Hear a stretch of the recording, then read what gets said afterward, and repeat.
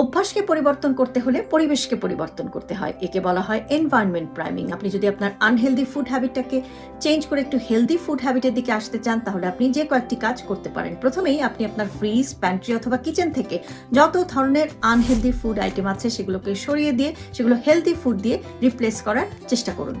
আমরা সবাই জানি যে সুস্থ ব্যক্তির প্রতিদিন 7 থেকে 8 গ্লাস পানি পান করা খুবই প্রয়োজন, এবং এই পানির পরিমাণটা যেন ঠিকঠাক মতো থাকে সেজন্য আপনি যেখানেই থাকেন না কেন আপনার সাথে একটি পানির বোতল ক্যারি করুন।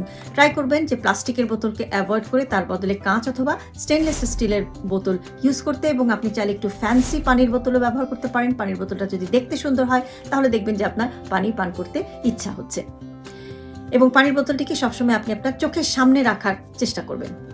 আপনি যদি একটু কম খেতে চান তাহলে আপনি বড় প্লেটটাকে অ্যাভয়েড করে একটু মিডিয়াম সাইজ অথবা ছোট সাইজের প্লেটে আসতে পারেন। তাহলে দেখবেন যে আপনার অটোমেটিকই পোর্শন কন্ট্রোল হয়ে যাচ্ছে এবং আপনার কম খাওয়া হচ্ছে।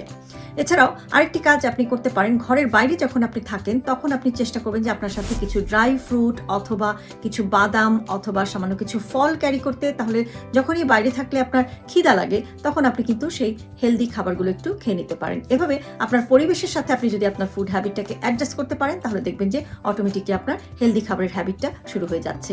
ভালো থাকবেন সবাই।